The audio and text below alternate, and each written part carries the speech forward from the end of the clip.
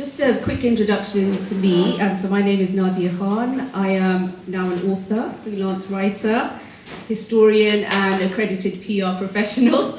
I have a BA Honours in History from SOAS and a Master's in History from UCL, and my speciality is Indian Partition, so this book really resonated with me. In 2020, I founded Golden Threads, which is a project to explore and document shared histories across the Muslim world and beyond. And I'm passionate about people's stories and their history, culture, and heritage. I'm also dedicated to addressing the issues of inequality and exclusion, challenging racism and Islamophobia, and my day job is in climate change. I am a book blogger and have a YouTube channel where I interview acclaimed authors and academics, but I have also conducted in-person events, especially after COVID, and I've interviewed people ranging from Fatima Manji, Layla Abu Layla, Tariq Hussein, and George the Poet, and now Mishal. My first book, Dance Histories, A Journey Across the Muslim Silk Roads, has just been released. So you can keep up to date on my work on my website, which is goldenthreads.uk. And now to introduce my very special guest, Mishal Husain, who needs little introduction. Mishal has spent more than 20 years as a journalist and broadcaster, fronting BBC radio and television programmes, making documentaries and travelling around the world, bringing us powerful stories. Currently, Mishal Husain is editor-at-large for Bloomberg Weekend, where she is launching a new multi-platform interview show in 2025, talking to politicians, business leaders, thinkers, and cultural figures from across the globe. Mishal joined Bloomberg from the BBC, where she presented leading news programmes today on BBC Radio 4 for over a decade, and I'm sure many of us have been used to hearing Mishal on that programme. At the BBC, Mishal covered elections and referendums, including Brexit in 2016, and she hosted 2 UK election debates. In 2024, she was awarded the Charles Wheeler Award for Outstanding Contribution to Journalism by the British Journalism Review. Mishal has written 2 books, most recently Broken Threads, which we will be talking about, and the other book is the bestseller, The Skills, How to Win at Work. Broken Threads has recently been released in paperback and has been nominated for several awards, as well as being a finalist in the Orwell Prize for political writing. And we do have books on sale. Masood there is selling the books, so you'll be able to grab a copy and hopefully get them signed. About the book, just to give you some context before we start, Broken Threads, a family from empire to independence, revisits the story of partition, but through the lens of Mishal's 4 grandparents, who lived through the time and who were affected by this world-changing event in history.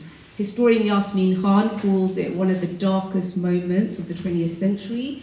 There was a huge refugee crisis. Between 12 and 20 million people were forcibly displaced.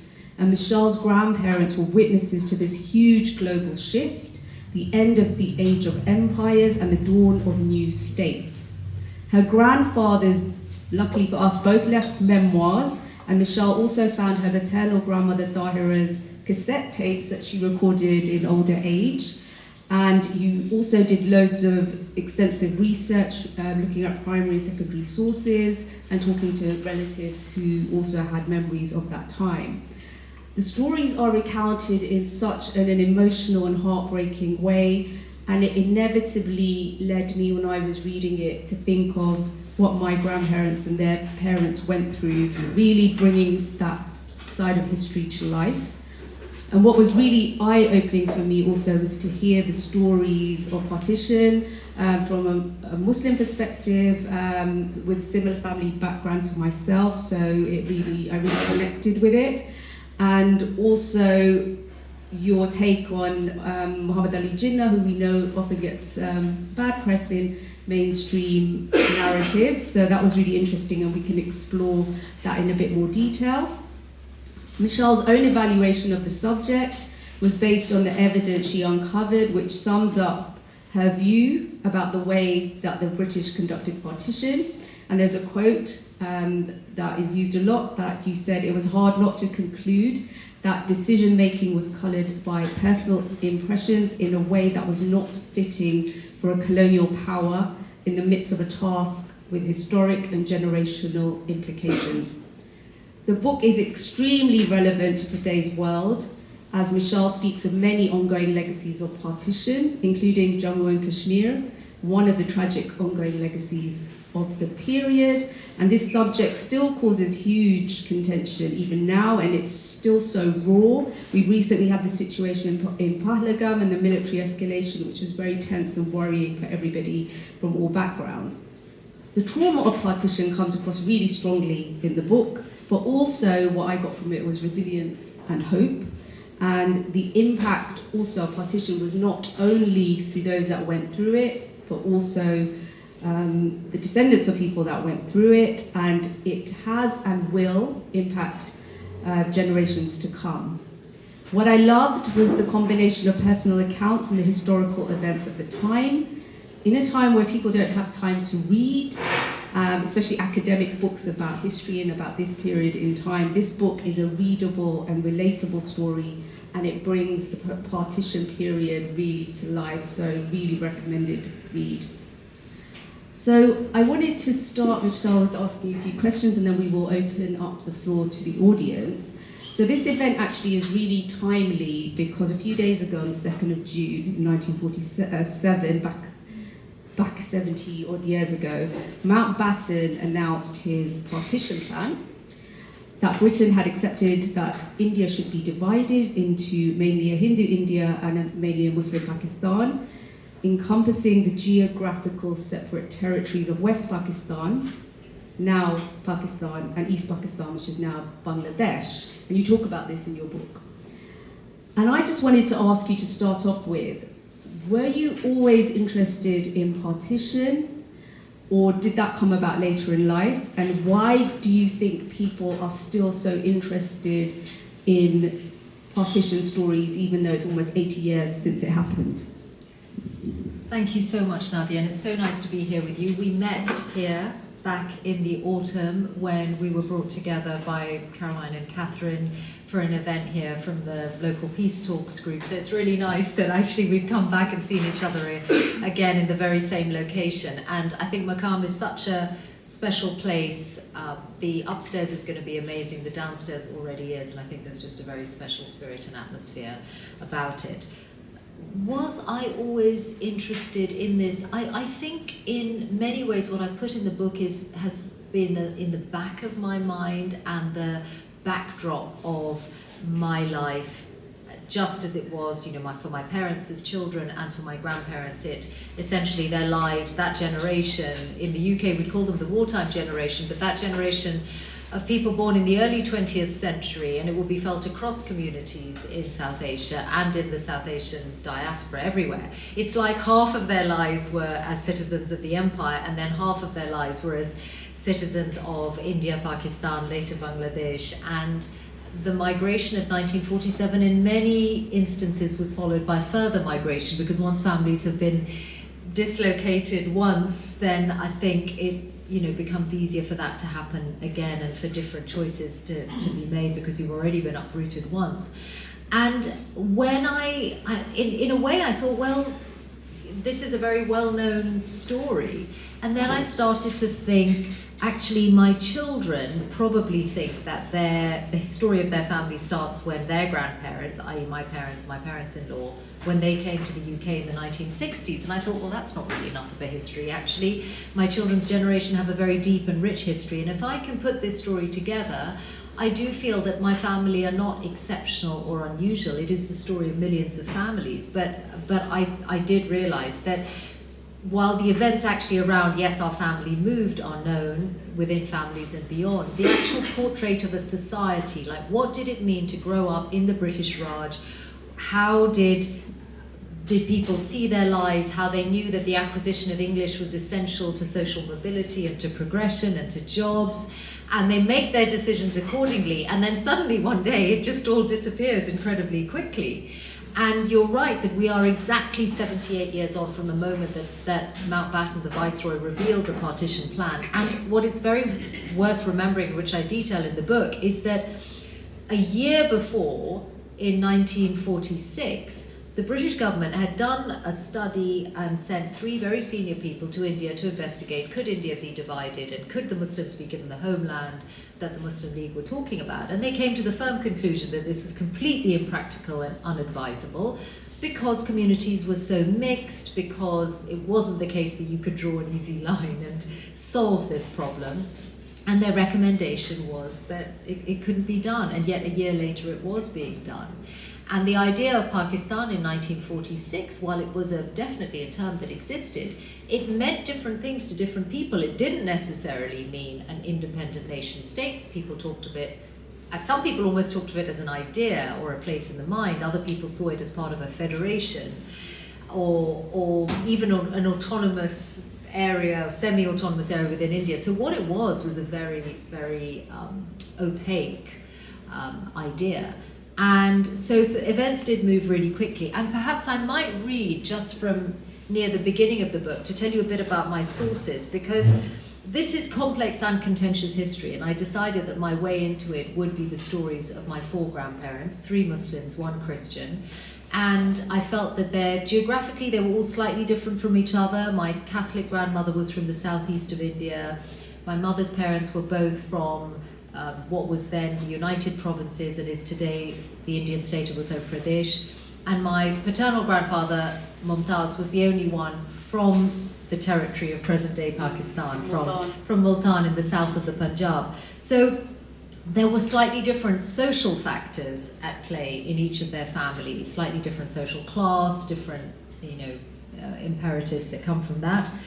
And both my grandfathers left written accounts. For my grandmother Mary, I had a living relative, still living great aunt, she's about to be 101, God bless her.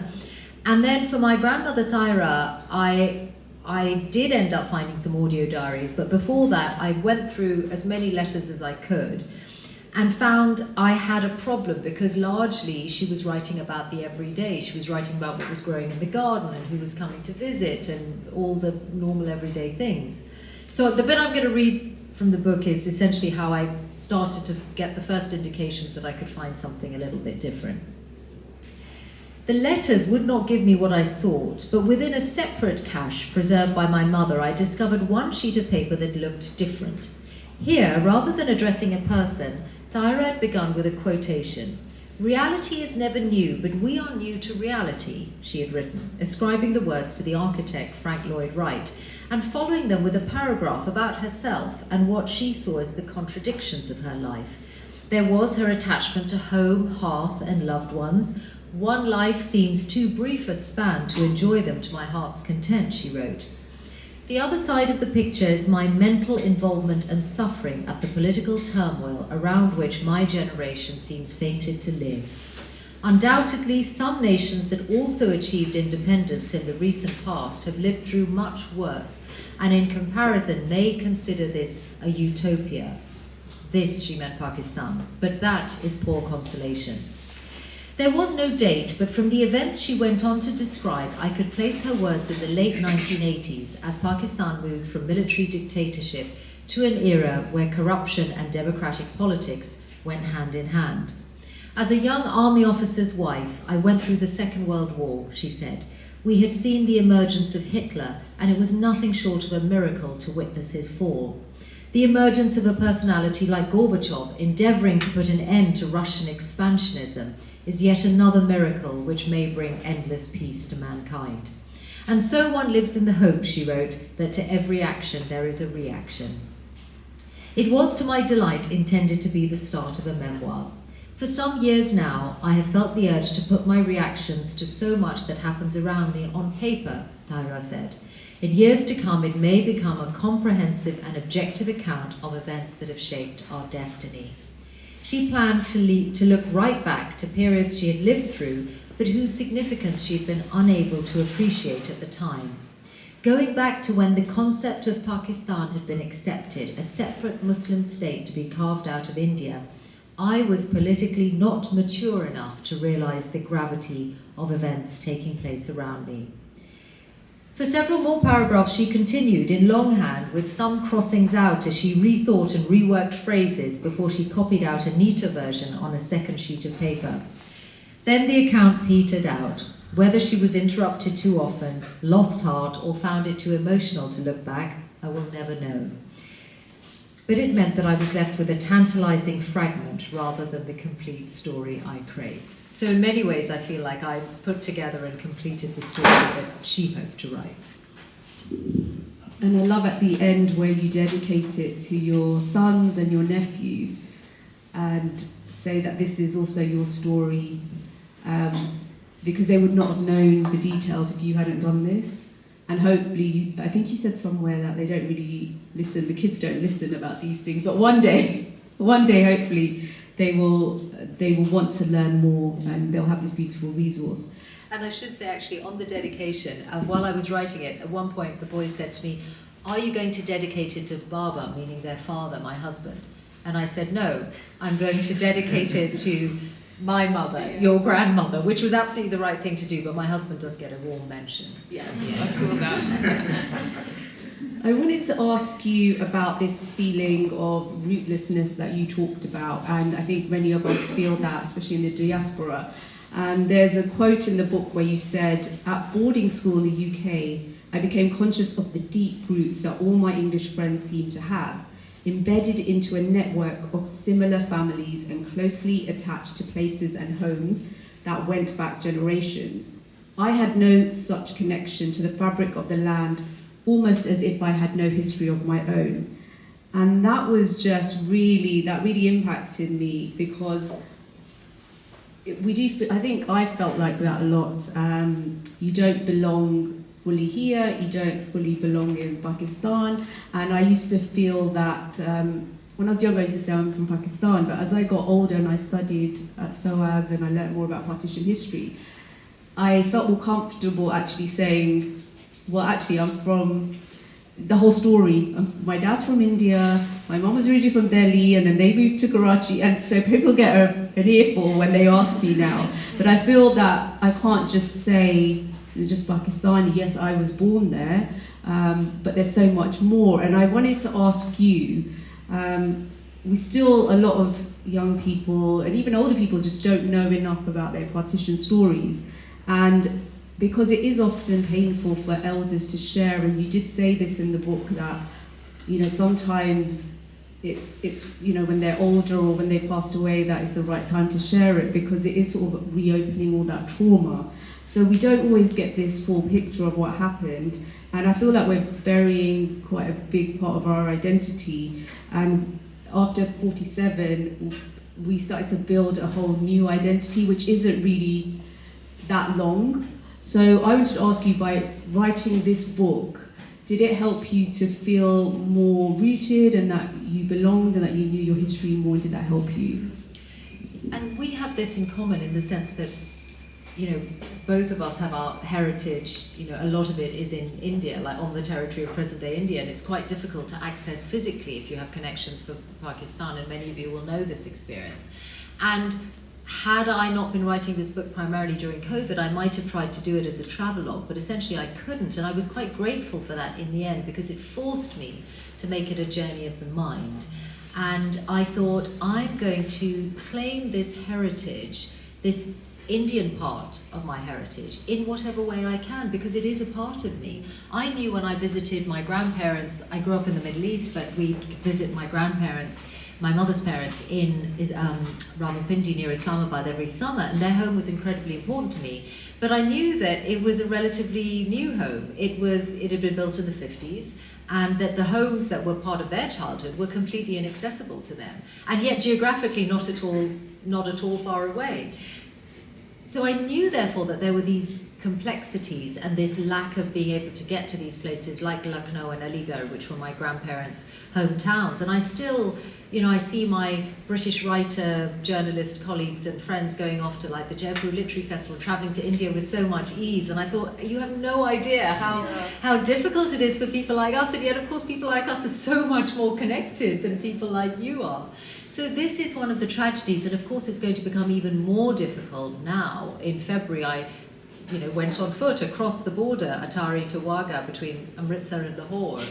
And I'm really grateful I did it then, because I think that one land border is currently closed and probably will be for a long time to come. So I did feel that I wanted to paint this full picture of the places that were part of my grandparents' lives, but really a society, and it was a society of coexistence. And there was clearly their relationship with the British, and then there was the relationship across communities, so primarily Muslims and Hindus, but also Sikhs and Christians and Parsis, and other communities, because South Asia is a very, very diverse place. And that doesn't mean that relations were always perfect. There were definitely times of communal tension. But what I learned is that you have to find the will to find a way through these difficult moments. It's not the case you throw in the towel and you don't talk to people anymore. And there are always these particular, tense moments that are often to do with events far away from where you are. And we see that, of course, today in the UK, to do with the Middle East, or to do with India and Pakistan, and other disputes and conflicts as well. So it is a portrait of communities and community tensions, and even within Pakistan, I knew I could see in the 1980s for myself that if, like us, you're Pakistani, but a lot of your origins are across the border, you don't draw attention to it, because I'm sure that my grandfather's career in the Pakistan army was affected by the fact that he wasn't, as they would say, and I hate this term, a son of the soil. The fact that he had been born in territory that was India, he chose the Pakistan army, he made a choice for Pakistan. The idea that he was any less of a citizen or any less of a patriot. So there are all those complexities that are really very, very sad. Yeah. And then just moving on from there to a bit of the history of the time, and so I wanted to speak to you about Muhammad Ali Jinnah, the founding father of Pakistan, and he often, as I said before, gets a really negative press in the mainstream, but I have also heard Pakistanis in the diaspora think that it was him that wanted partition, that wanted Pakistan as it is now, and as Aisha Jalal says, it wasn't what he wanted, what it is in the present state. And he actually called it a moth-eaten, truncated Pakistan. So I think that perception is, you don't always see the other narrative, which was really clear in your book, because both your grandfathers, but your grandfather Shahid was very close to the politics at the time, and he was a secretary for the chief of the army, Claude Auchinleck, who they all called the Orc. So it was really like interesting to read that perspective. And I wanted to say also that Jinnah and Iqbal before him, the poet, wanted not like two separate nations, but they wanted the Muslim majority provinces to have self-determination and autonomy. And what happened in the end is not what they wanted. And in fact, the cabinet mission was proposing sort of more like a federal kind of structure. And Jinnah was prepared to accept it, and Nehru didn't. So I wonder if you can enlighten us a bit about Jinnah and to sort of dispel some of those myths. Well, the first thing I want to say is that what I realized about Muhammad Ali Jinnah was that what do we mean by a Muslim leader? He was certainly a Muslim leader. Not all Muslims in India thought that he had the right prescription, and his prescription did change over time.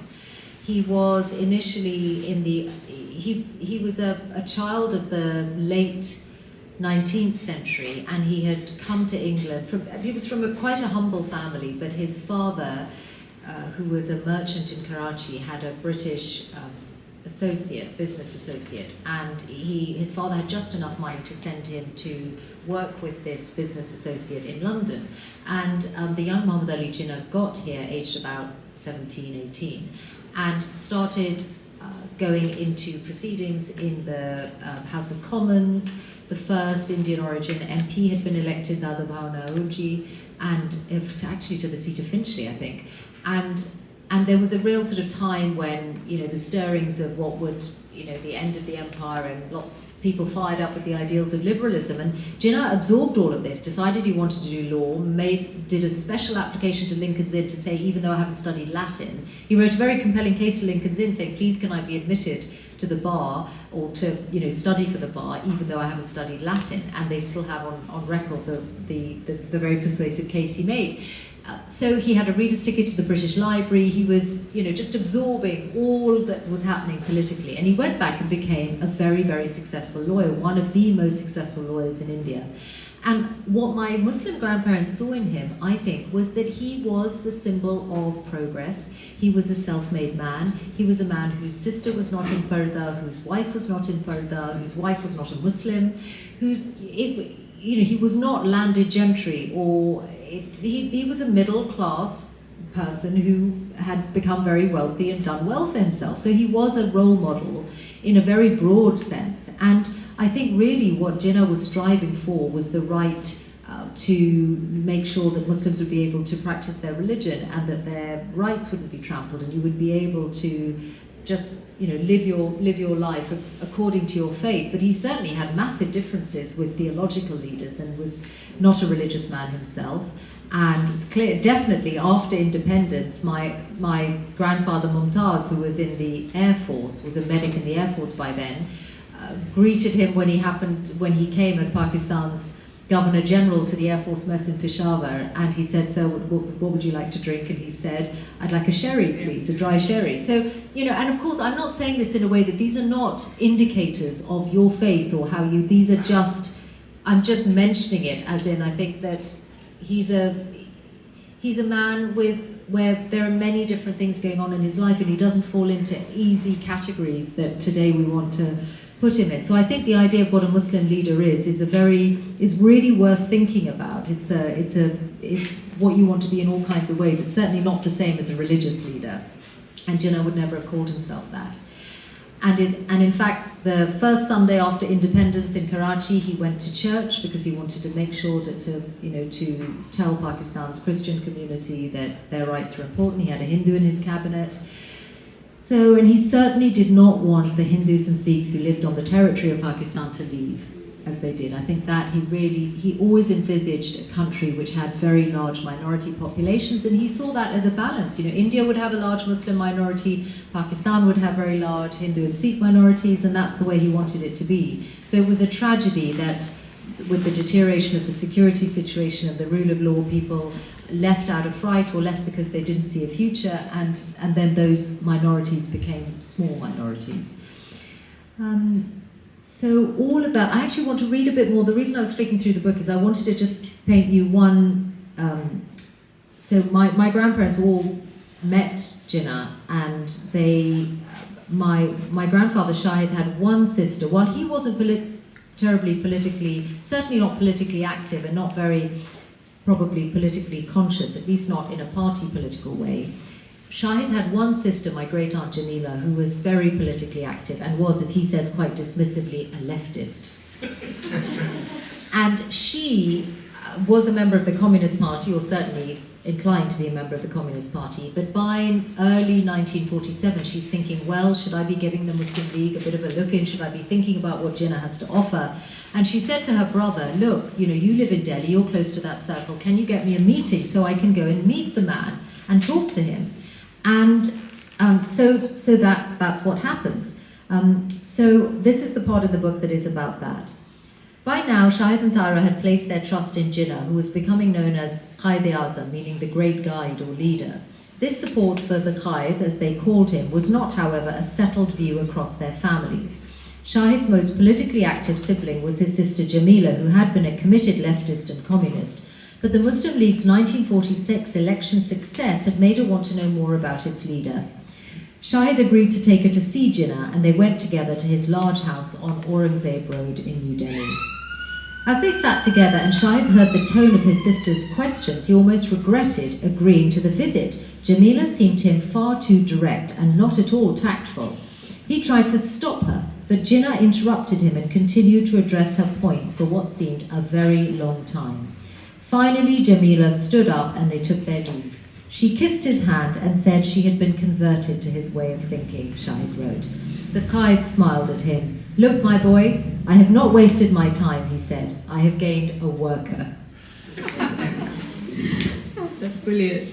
And it's such a contrast to how Mountbatten describes Jinnah as being cold and calculated, and he really did not like him one bit, but got on like a house on fire with Nehru. So that's interesting to hear that. I wanted to ask you about this message of hope that you end with. So you start the book, which I really liked, with a poem by Pakistani poet Faiz Ahmed Faiz, and it's called Subh Azadi, Morning's Freedom, and you have translated it yourself, and you've called it This Stained Daybreak, and I've also heard it being called This Leprous Daybreak. So he wrote it soon after partition happened, and he said, this stained daybreak, this morning after a pain-filled night, this is surely not the dawn for which we waited. And that really sums up how people perceived partition. People didn't even know which side of the border they were going to be on. That wasn't even, I think it was all a blur till much later. There was so much confusion and chaos, and Yasmin Khan in her book also paints that picture where it was rushed through as well. When Mountbatten came as viceroy, it was supposed to happen in June 1948, and then it happened so much sooner. So it was rapidly pushed through. People didn't know whether they were coming or going, and that pain is reflected really well in this poem. But at the end of the book, you end with a really nice message of hope. And you say, perhaps then the threads are more frayed than broken, because stories have been handed down in countless families, creating an oral link with the past. And today, those tales and the tales that you've told us and that we see connect people like me with those who went before. But taken together, they also revealed bonds across borders, which one day might be more than memories. This is what you said. So do you still feel that way? Because obviously we've had this really sad situation in Kashmir. Do you still feel that hope? And do you see a light at the end of the tunnel? What really gives me hope, Nadia, is that, like, here in this country, we do, mix across all these supposed boundaries. And actually, what we discover is we have so much in common: language, food, heritage, respect for our elders, our manners, all of these kinds of things. And if I look at my grandfather Mumtaz and his wife Mary, their common language was English. They were culturally completely different because they came from two completely different parts of South Asia. Whereas I can talk to a Hindu from the north of India, or indeed someone of Sikh heritage from Punjab, and have lots and lots in common with them, including language, and because geographically your heritage is from the same area. So many of these divisions are really artificial, and I have updated the paperback to include my journey to Lucknow with my mother earlier this year. And one of the things that happened is we went to look for her grandfather's grave, because he died in 1945, and so he's buried in the graveyard in Lucknow. And we were going back and forth looking for the grave, and then people were like, who are you looking for? And they said, and how old is his grave? And I said, Azadi se pehle, before independence. And they looked really horrified and said, no, we think that's a very old grave. And we didn't find the grave. And then the gentleman standing there, I said to him, Hum yahan se hote the, we used to be from here. And he said, Abhi bhi aap yahin se hai, as in, you are still from here.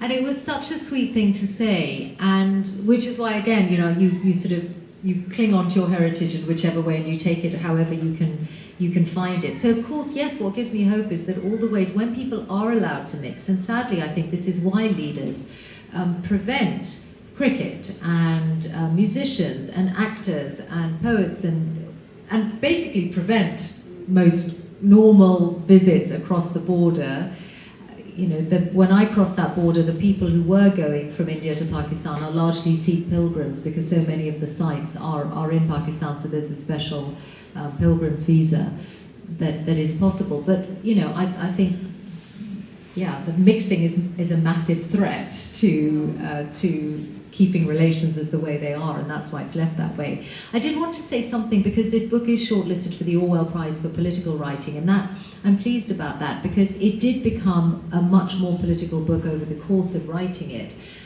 because I guess because a lot of my work is in British politics and has been in British politics, so I did apply that lens. But it is mad to think, and what an unknown story this is, that the two most important British officials in India, the Viceroy and the Commander-in-Chief of the Indian Army, Auchinleck, were at each other's throats, really. They fundamentally disagreed on what should happen with the ending of the jewel in the crown.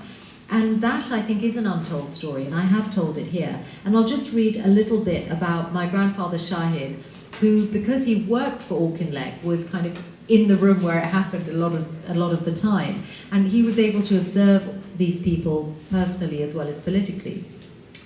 So Mountbatten arrived in March 1947 in India, and this is what Shahid wrote about that time.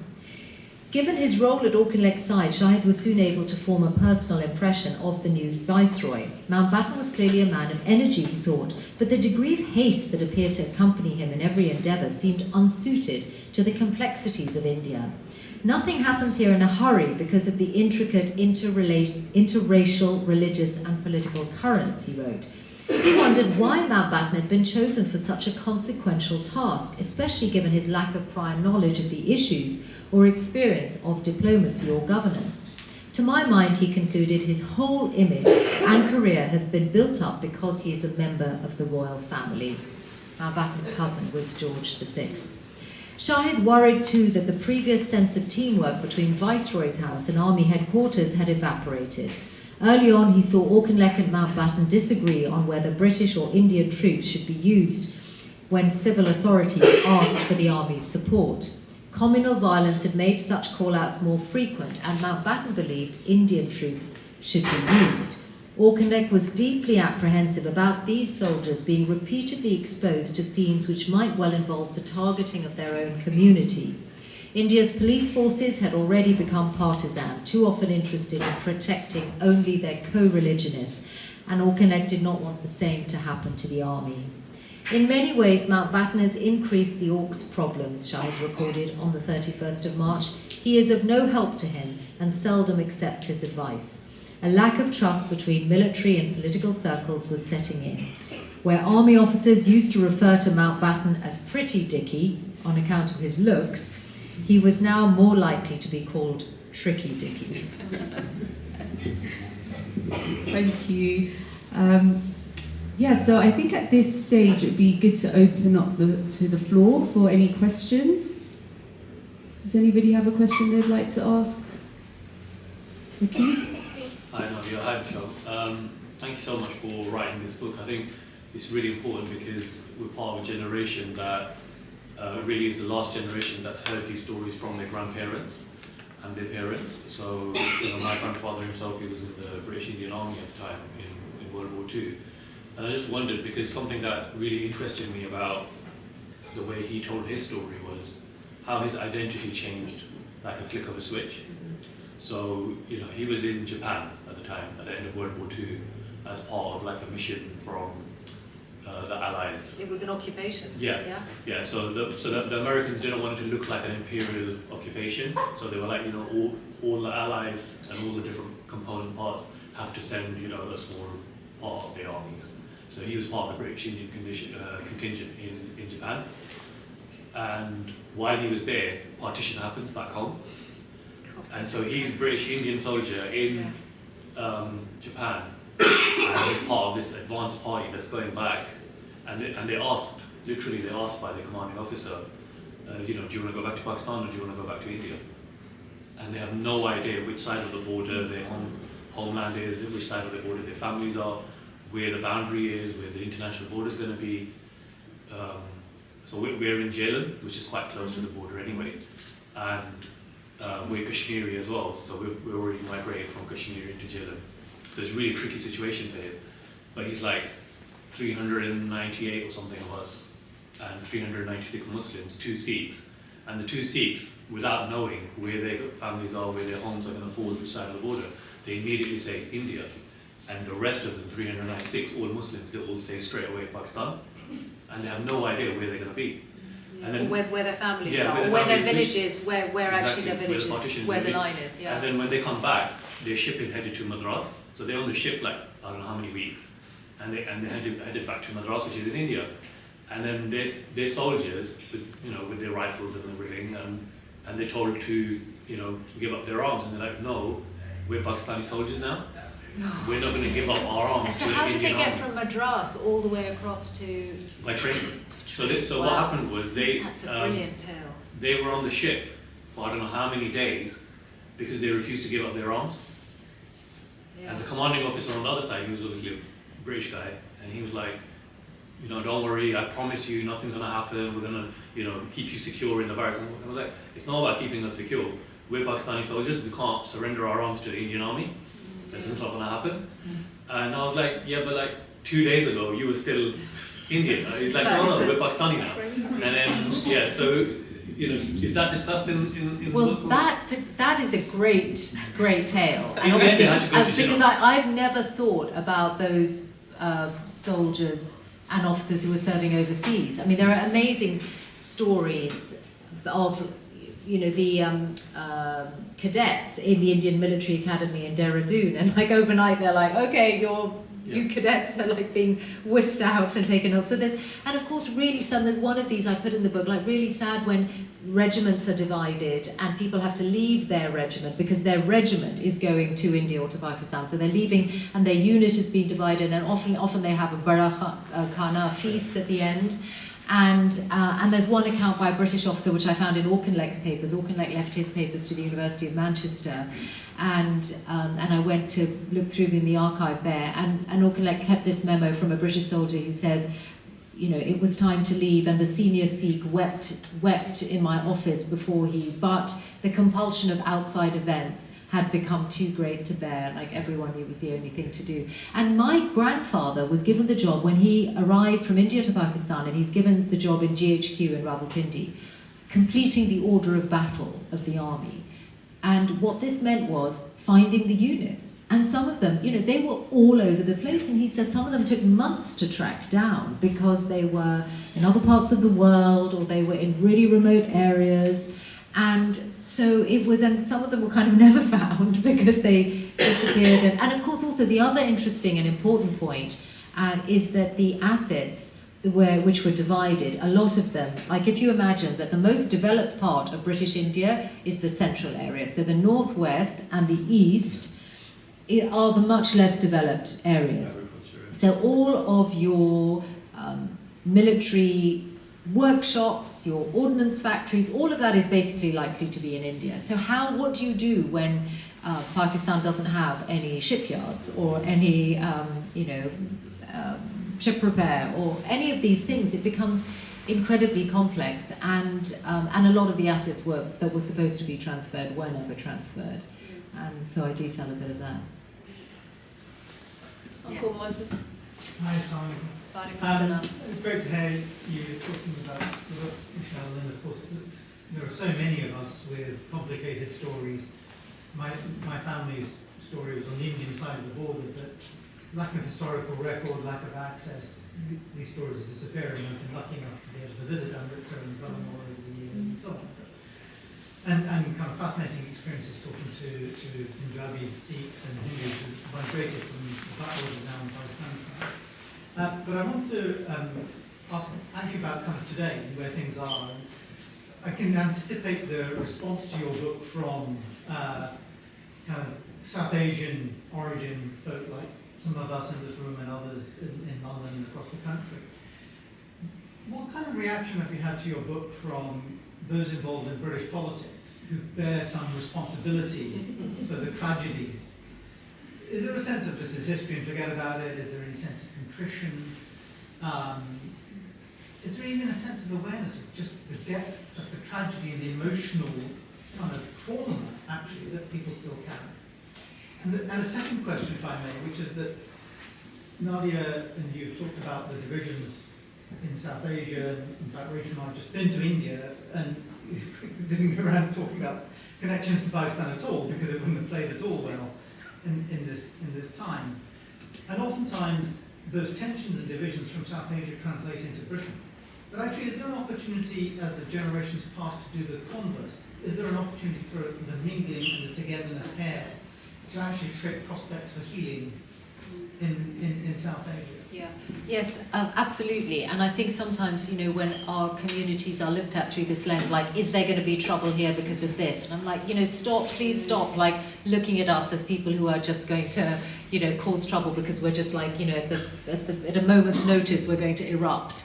It's, most of us are not like that, and I feel there's a slightly prejudicial lens when people see us that way. But on our own community, I would say, and obviously I am trying to sell a book, let's be frank about it, but I would say, heritage like us, please pass the word, because actually not enough of us are aware, and I think our communities are also not great book buyers or book readers, and I would love this book to travel further amongst people, absolutely connected to it. And there is an audiobook which I spent 3 days sitting in a studio not far from here recording, so anyone who's not a reader can absorb it in a different way. But it would be really, it is really important to me to try and make sure that whatever our generation, young or definitely not young anymore, that we try and actually actually are able to place the experience of our families in a context. There is a whole context.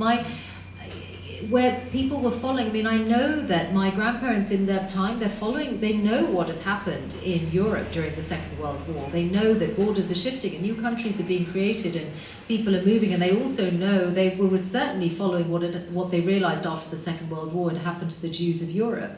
So all of this, added a charged dimension to their own wondering, like, what is going to be our fate? What is the choice we ought to make? So no one was divorced from the news and current affairs of their time. And yes, in terms of the British political establishment, it's interesting, I have this very stark memory of watching the 1997 election results here in this country with my grandmother, who was visiting from Pakistan. We were watching Tony Blair, and she said, Labour. And I could tell, and I looked at her and I thought, well, I'd never thought about my grandmother's attitude to British politics. And I sort of realised she was not a fan of Labour. And I said, what? And she said, they mishandled partition. In fact, she used stronger words than that. But, I thought, gosh, that is her experience. That's what the Labour Party means to her. And, of course, I do think the Attlee government, the Labour, exactly 80 years ago, Britain was hurtling towards a general election, which took place without the Second World War around the world even coming to an end. Britain was still at war. It's just that, those events were much further away by then. And the, self-government, self-rule for India was part of Labour's election manifesto. So the Attlee government had domestic priorities, which we can all understand and from which we've all benefited. But I think this rush on the foreign policy side, there was South Asia, and then not long after that there was Palestine.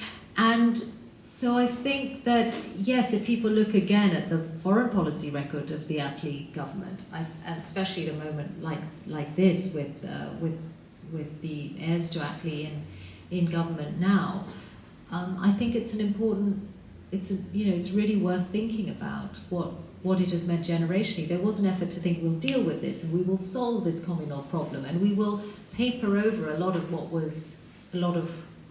the tension, especially over Kashmir. And I think there was also, I looked at some of the record, Mountbatten was calling Jinnah psychopathic, and I thought, Jinnah is the voice of not every Muslim, but a large, many of the Muslims, if not most of the Muslims of India. And why were their concerns, their feeling of like we want to safeguard our rights as a minority, why were they not being taken seriously?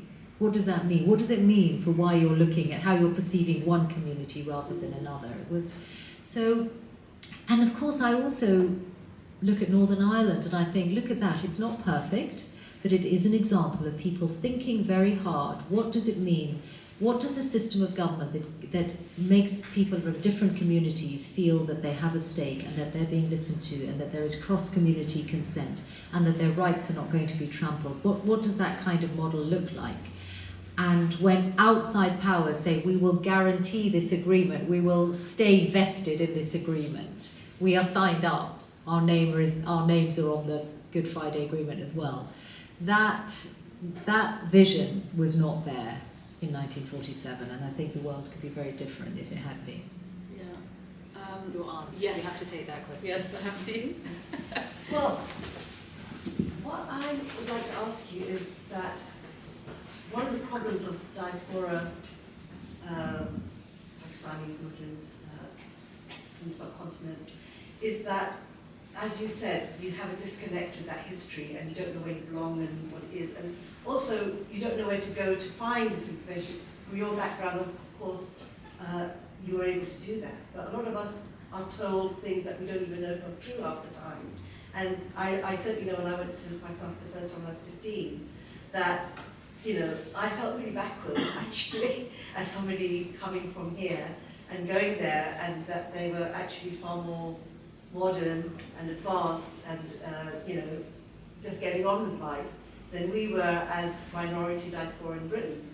The other side of it is there's a rewriting of our own narrative to be a little bit sort of maybe too idealistic, right, about some of the things that happen. So how can we know how to go into this history and be truthful about it, which might sometimes be painful, right? Because there's things there that you think, that doesn't resonate with me, I don't understand why that happened.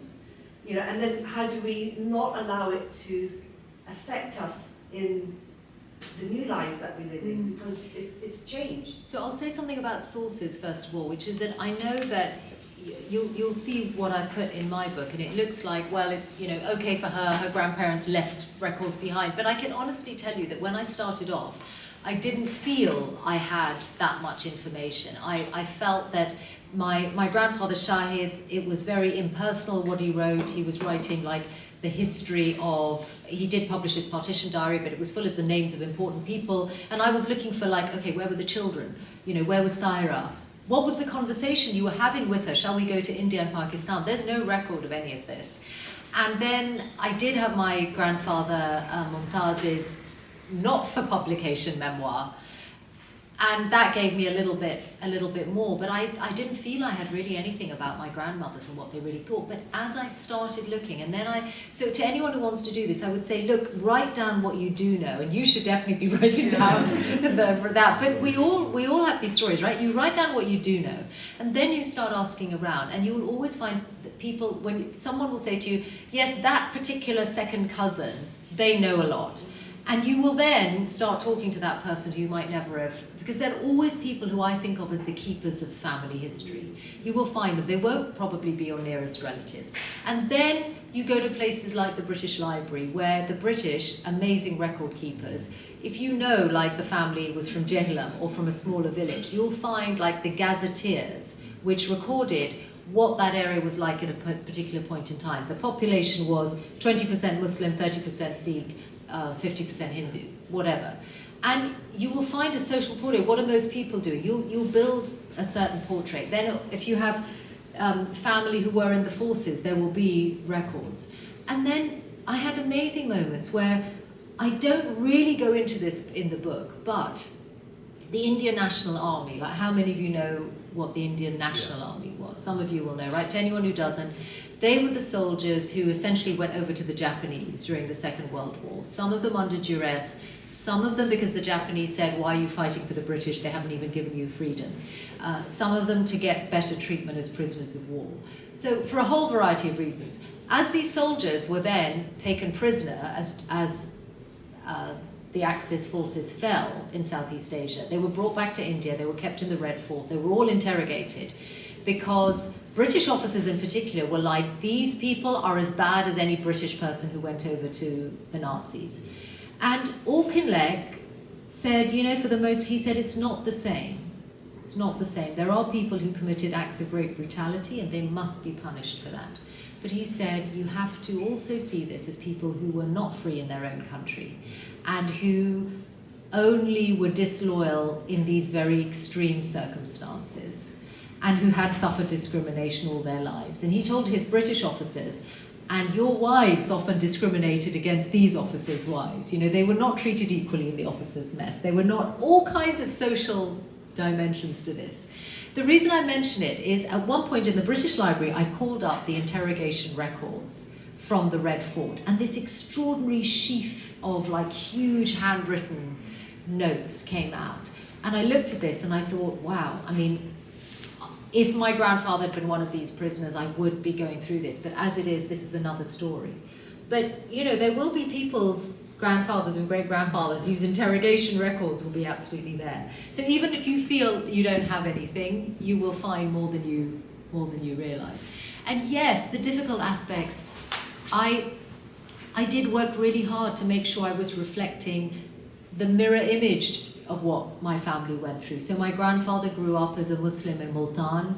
In the old city of Multan, there were Hindu and Sikh families living there. And then when I read the accounts of independence, I realized that, of course, those Hindu and Sikh families all became refugees, and they arrived in a, you know, there was an absolutely horrible account of a British civil servant coming across a village where all the men were either dead or had been left for dead, and the women are just sitting there over their bodies or their wounded bodies. And I thought, yeah, these families, they could well have been the neighbours of my grandfathers. They could well have been the same people where they exchanged sweets on Diwali and Dussehra and Eid. And so I did work really hard to make sure that I was uncovering and reflecting and including the stories of other communities. And there are extraordinary tales where people, you know, trains going in different directions meet at the border, and people look across at one another and they know they have lived through exactly the same experience but in different places, because they were the minority in one place and it was the same on the other side of the border. There's a project as well, an oral histories project to record the stories of partition, and everyday Muslims doing quite a lot of work. Yes, they so are, I think it's really absolutely. important to record as much as we can. Yeah. Any other questions?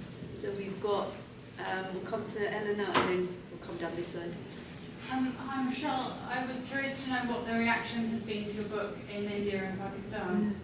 Yes, the book has been published in India, and then it's also available in, India has a very thriving public. It doesn't rely on imported books in the way that Pakistan does to a great degree. But I'm really pleased to see that I was really braced for a very difficult reaction, but I have been able to talk about the book in India. And actually I've had a lot of love and shared, just a sense of shared heritage. And obviously I'm relieved that I have that. My visit to India was before current events. I imagine it would feel different now, but I still feel I have written with a lot of heart and a lot of, and I like to think with really a deep appreciation and understanding of the fact that there are no, good guys and bad guys in this. There are, every community. Hindus, Muslims, and Sikhs were perpetrators as well as victims. So that there is a horrible balance in all of that. And so it's meant, and actually one amazing thing about the book coming out is that there are people who were very close friends of my grandparents who they never saw again after independence. And I have been able to be back in touch with their children and grandchildren. And that, I think my grandparents would be so thrilled about. There was a Hindu officer who saved my grandmother's life because my grandfather had already gone to Pakistan, and this young officer was sent by Auchinleck to Simla to get my grandmother and her 3 children, including my mother, and to bring them to safety. And even though he went with a platoon of infantry, and this story I remember my grandmother telling me, that as they left Simla, she said there were just men lining the side of the road, and their eyes just were full of anger. And it was because all these tales are coming across the border of how Hindus and Sikhs are being treated there. And so people, there is a bloodlust, there is a sense of wanting revenge. And she said it was a terrifying journey. And this young Hindu officer said to my uncle, if anything happens to the car, and if anything happens to the grown-ups, you must say that your name is not Hassan, it's Hasu, and your sister is not Shehnaz, she's Guria, which was her nickname, and your little sister, meaning my mother, is not Shama, she's Chutu, the little one, and that you are Govind Singh's children. This is what he said. So the idea was that if something happened to the car, then perhaps the children, the fact that they were Muslims, would that would be masked. So, and you know, we are in touch with his son today. So there is I think there are things that would give my grandparents so much joy if they knew. Was it Govind Singh that found out when your grandfather died? Yes, he wrote a beautiful letter to my grandmother, and you know, even letters across the border were suspect, so they couldn't keep in touch. But I did think, gosh, if only my grandparents had Google, because you know, they also just would have known what happened to them. Or imagine if they could have FaceTime. These are just incredible things that were not possible. Yeah. Abdul? I'm sorry, Michelle. I just wanted to depart and talk about the amazing Wish You Were Here program. Who do you think you are? Yeah, sorry, who do you I just thought I'm not a fan, but it's the best program I've ever seen. And I think you really encapsulated what is race, what is identity. And everyone I spoke to just said they thought it was the best thing ever. And the way your face, every time we found out a new part, was like a child on Christmas Day. Yeah. You know, and in many ways, I think it highlights we don't know who we are. And in terms of your link to the founding fathers of America was just unbelievable. I just wanted to thank you for that, because it really, I think, encapsulated so much about we're not who we think we are. No. We're so many different things from all over the place, and whatever race and identity is, maybe that's more of an administrative term. You know, it's a way to label. For example, my father was born in what was British India in 1925, and in his lifetime he was born British, then became East Pakistani, then became British, and then became Bangladeshi. Yeah.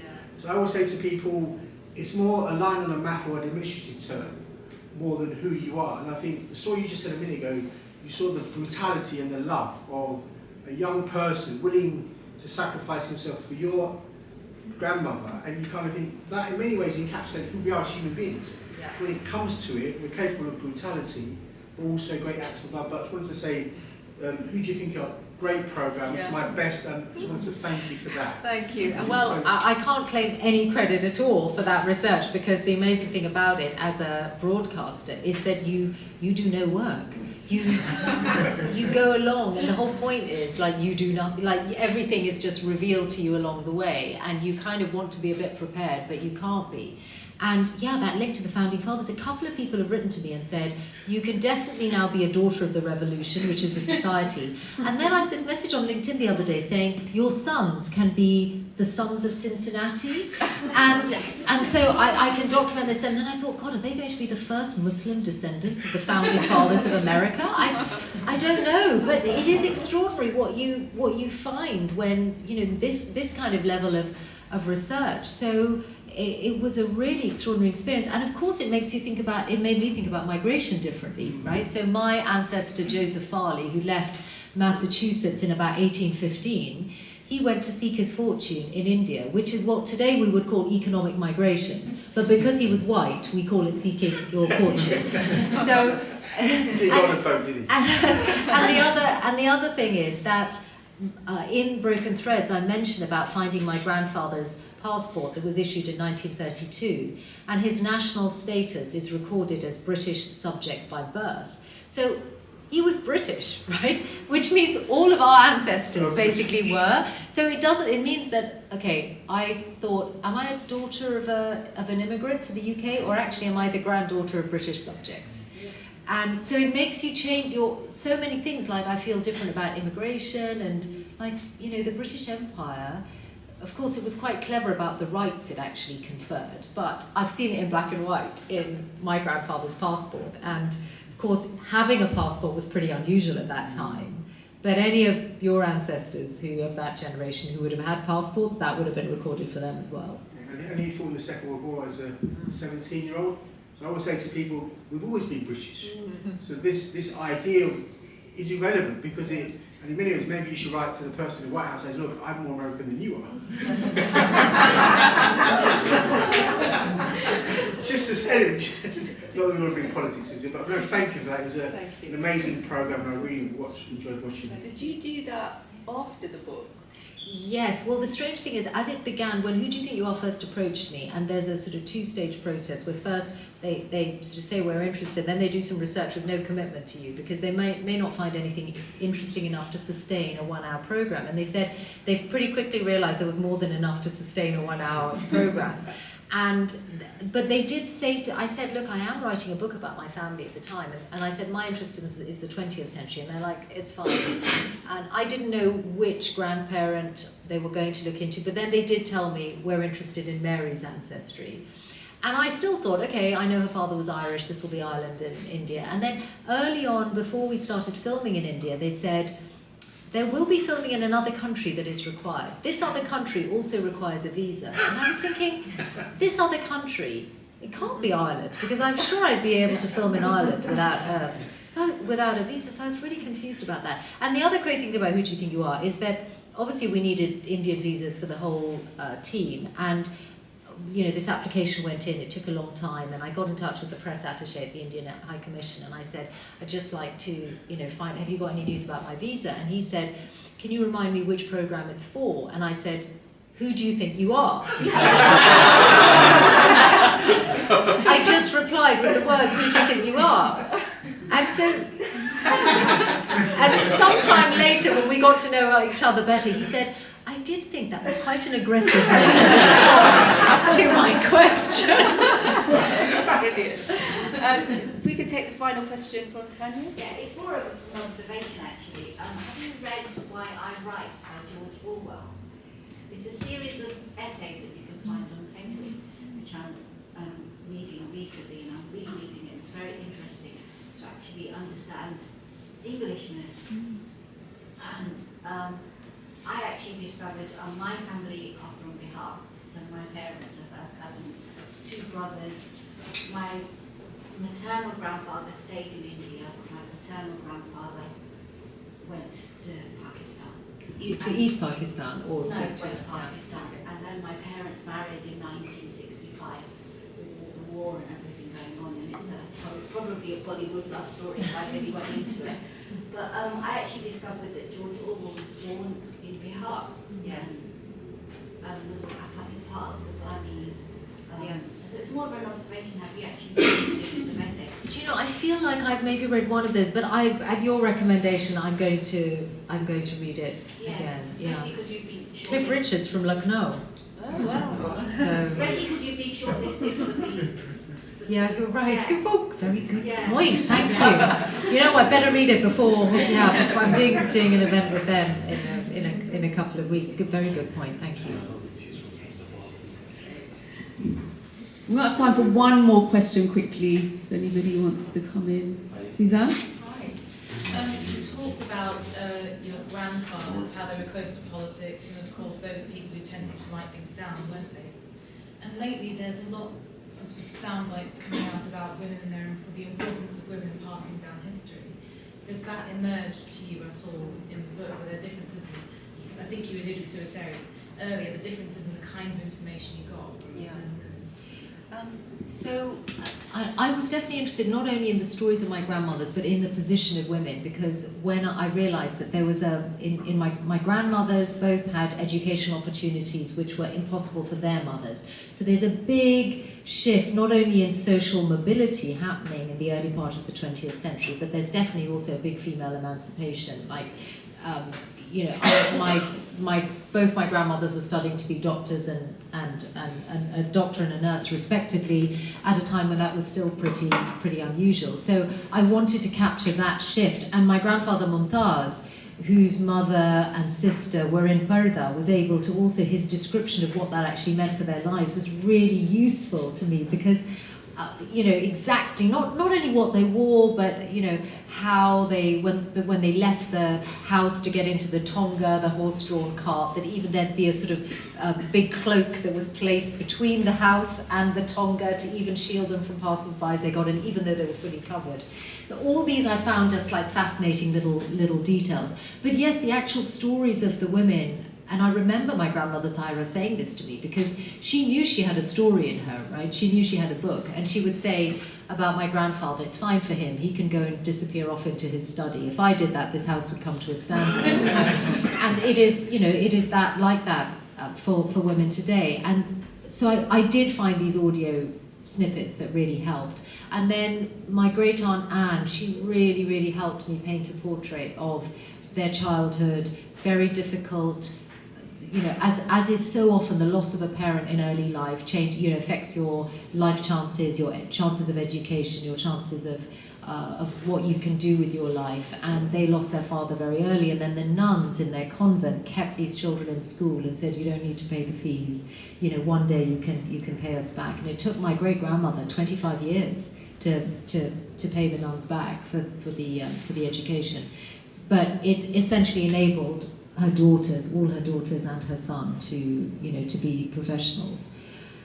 So I was just, the social aspect, life is certainly not all about faith and politics. It's about the everyday way that we live our lives, and the community and social aspects were really important to me. Thank you so much. It's already 8 o'clock, so we did want a bit of time to sell the books and to ask Mishal if you don't mind signing some. Masood, did you have a quick something to say? No, I'm just sorry. Thank you so much. The moment I stopped this book, it's been 2 days and I'm already almost done. It's a beautiful reading. I still work at the British Library, and I'm doing East India Company archives. Oh, wow. And it's really intense because you get to see all of that as writings. And I'm not here to correct anything you said, but for me, I think the only evil party of us was the empire, was that colonization that made all of that happen, that brought us here actually, that we would not be here if there was no partition on that. My question is, we are the last generation that knows about all of that from our grandparents, yes, and like you said. What is the plan for the kids? What is the plan for the kids, especially the ones who live here, that been on a daily basis brainwashed that they are English? That the next step you have to do is use that accent. And how can we save our kids to know exactly how someone drew a map and separated us? I'm from Palestine and I've been suffering this my whole life. How can we teach our kids that? Now there's this patriarchy of I'm Indian, I'm Pakistani. They don't know that at once they were one entity. Well, look, Sorry. I feel I've done my bit. I know. I like to think that I could get some credit for that. But I do think there is something interesting generationally going on, that I think that us and those, and maybe the young are too young yet, but I feel that in a way we're liberated. My grandparents just had to live. And then my parents' generation, they've got their own, they're growing up as citizens of new nation states, and that's their complete identity. And then, often there's migration in their adult lives. I feel like, in a way, maybe my generation has the freedom to just say, okay, I want to try and figure this out. And that's, I think that there is I do see that as a freedom, and I see it happening amongst many people of my generation. And so I would just say, let's pass the word. There is so much amazing writing going on that is documenting people's family histories, and that's happening. Lots of Palestinians are doing that. Lots of people from different backgrounds are doing that, and it is really important. I felt like this is not just a story of a family. How can I understand the family without understanding everything that was going on around them? And that was so overwhelming at times, because my husband, who he kept walking past my desk, and there were more and more World War II memoirs, and more and more famous people's memoirs, and he said to me, what is going on here? I thought you were just writing about your family. And I said, well, just writing about my family, I had to understand their world. And that's what made it a bigger and bigger project. Sometimes overwhelming. I would wake up and in the morning my alarm used to go off at 3:10, and I'd wake up and realise that in my dream I'd been in 1920, and like Gandhi has come to Aligarh Muslim University, my grandmother's hometown, and he's got the students to rise up against the university authorities, which was what happened, because the students responded to his call and the university authorities weren't willing to cut ties with the Raj. And this was the world I was inhabiting in my dreams, and then I'd wake up and go to work. Thank you so much. You really immersed yourself in it. One final question. Just a point building on what Masood said. Have you thought of making a sort of children's version or like a graphic novel version? Because it would work brilliantly for wonderful family stories. You know, I haven't yet, but it's a good thought, and no one's asked me to, but it's a good thought. I will think about it. I'd love it to be a TV series, because I think that's the way to reach people these days, so again, no one's asked me to do that yet. Hopefully soon. Inshallah. I can see it actually as a feature film or a series would work really well. We were also talking about doing more of these sort of events, but more catered to young people in schools. So getting books like this out there. So that's something that I'd like to explore. So time has run out, and we wanted to leave a bit of time for the book signing, and also if you had any other questions and if you get a chance to speak to Mishal. I just want to say thank you, Mishal, so much. Nadia. Thank you for trusting me. To host you and sharing the story with me. I really am touched, and thank you. And I also want to thank the Maqam, who have opened their doors, and the Yusuf Islam Foundation for hosting us here, and also Masood from Maqam Books. It so happens, similar name. He used to work at Saki Books, the famous bookstore, so I met him there. And finally, thank you all for coming. I know it's Eid tomorrow, so for those of you who are skipping your preparations, Eid Mubarak, and we pray for peace and love across the world, and for happiness for everyone, inshallah. Thank you so much. Thank you.